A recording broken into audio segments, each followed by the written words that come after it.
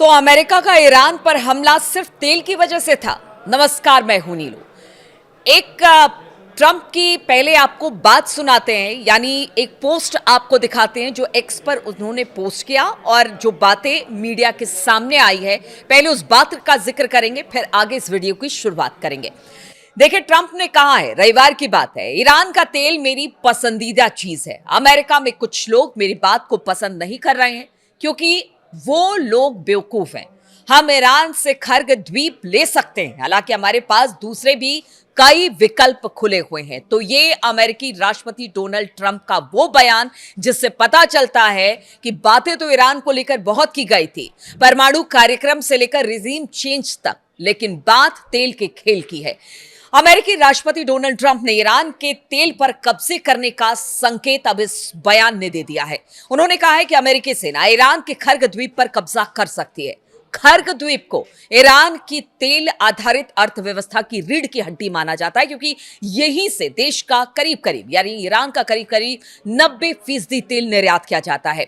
America ने हालिया दिनों में हजारों सैनिकों को पश्चिम एशिया में भेजा है। इससे खर्ग द्वीप पर अमेरिका के हमले का अंदेशा बढ़ गया है।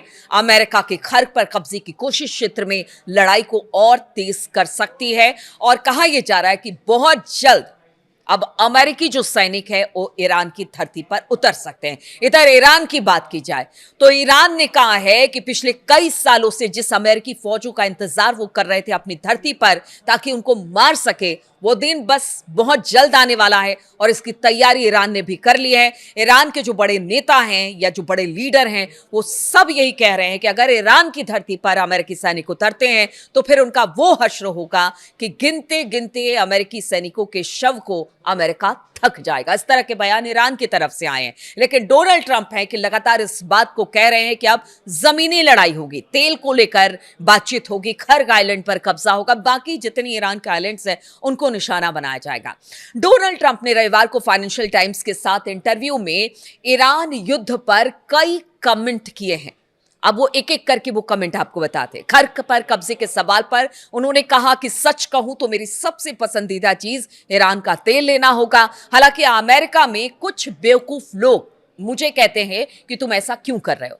अब देखिए, कल ही की बात है जब अमेरिका के सभी शहरों में जितने 50 उसके प्रांत हैं वो हर जगह पर वहां पर लोग सड़कों पर उतरे और अमेरिका और ट्रंप के खिलाफ लगातार उन्होंने नारेबाजी की है। ट्रंप के खिलाफ पोस्टर लहराते दिखाई दिए हैं और ट्रंप को कहा है कि आप राजा बनने की कोशिश ना करें, इस युद्ध को खत्म करें, क्योंकि ये युद्ध अमेरिका के लिए तबाही लेकर आएगा। शायद उसी बेवकूफों की बात ट्रंप कर रहे हैं। अब देखिए, अपनी आवाम के बारे में या फिर जो उनको आईना दिखा रहे हैं उसके बारे में ट्रंप इस तरह के बयान दे रहे हैं। उन्होंने कहा कि क्योंकि उन्हें चीजों की समझ नहीं है इसीलिए वो ऐसी बात कर रहे हैं।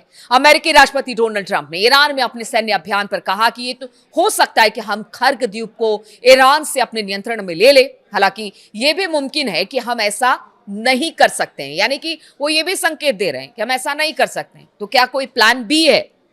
क्या कोई प्लान बी है जिससे ईरान की जमीन पर उतरा जा सकता है? क्योंकि बहुत सारे और द्वीप हैं जिसे बताया जा रहा है कि शायद वहां से अमेरिका अंदर दाखिल हो और फिर वहां से होते हुए खर्ग आइलैंड तक पहुंचे। दरअसल हमारे पास कई विकल्प हैं, डोनाल्ड ट्रंप का कहना, और हम हर विकल्प पर विचार कर रहे हैं और इसमें से किसी को भी चुना जा सकता है।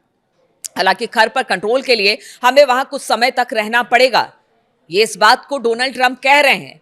और रहना पड़ेगा क्या मतलब? जिस तरह से तालिबान के साथ युद्ध हुआ अफगानिस्तान में, बहुत सालों तक वहां पर रहे, लेकिन उसके बाद क्या हुआ? वहां से भाग खड़ा हुआ अमेरिका और अमेरिकी फौज और अफगानिस्तान को ऐसे ही छोड़ दिया और आज भी अफगानिस्तान अस्थिर है। तो क्या इसी तरह की बात अब ईरान में भी कह रहे हैं, खर्ग द्वीप पर रुकने की बात कर रहे हैं? लेकिन ये कहीं उल्टा ना पड़ जाए डोनाल्ड ट्रंप को। डोनाल्ड ट्रंप ने दावा किया है कि खर्ग पर कब्जा करने में अमेरिका को कोई खास मुश्किल नहीं आएगी। उन्होंने कहा कि मुझे नहीं लगता कि उनके पास कोई खास सुरक्षा व्यवस्था है। हमने ईरान की सेना और सुरक्षा ढांचे को लगभग खत्म कर दिया, ये तो शुरुआत से।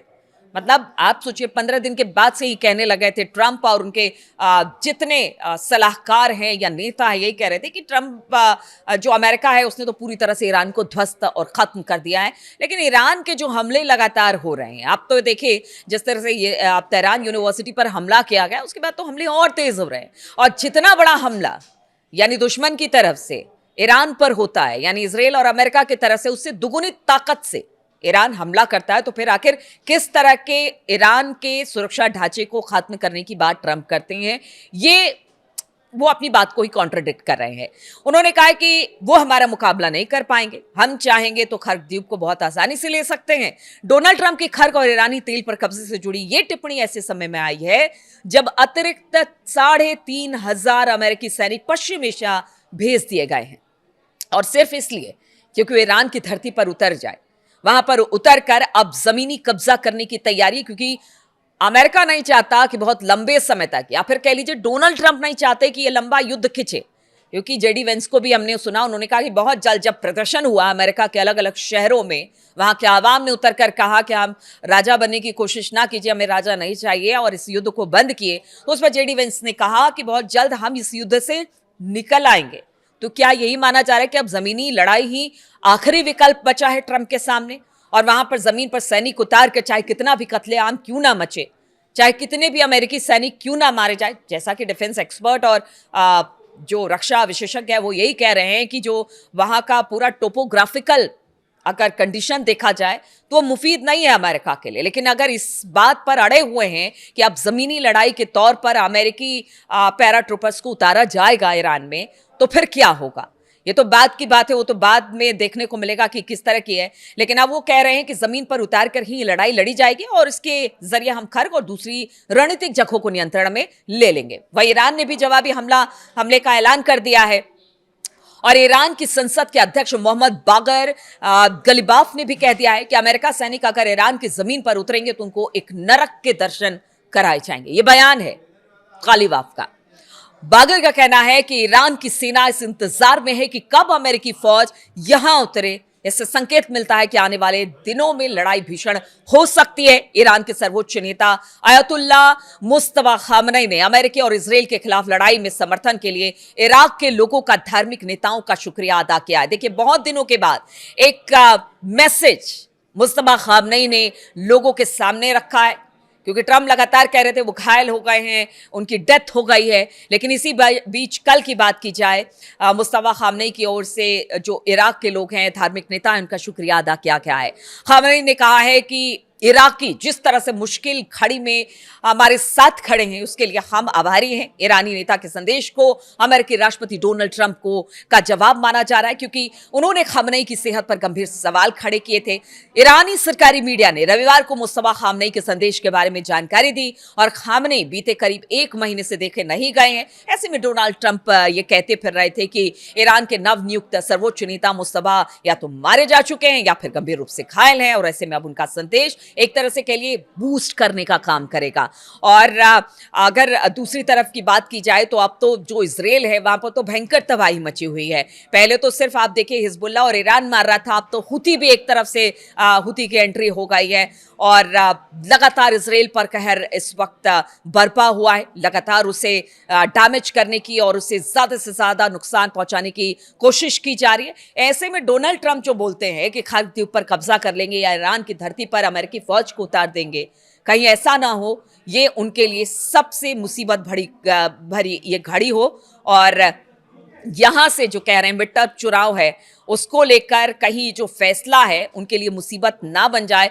मुसीबत तो बन चुका है, क्योंकि अब अमेरिका की धरती पर ही अमेरिकी नागरिक हाथों में पोस्टर लेकर अगर ट्रंप के खिलाफ नारेबाजी कर रहे हैं, तो आप समझिए कि आने वाले दिनों में ट्रंप की स्थिति अमेरिका में कैसी होगी। इसलिए ट्रंप चाहते हैं सब कुछ खत्म हो जाए, लेकिन क्या ये इतना आसान है? आप कमेंट करके जरूर बताएं। बहुत बहुत शुक्रिया मेरे साथ इस वीडियो में शामिल होने के लिए।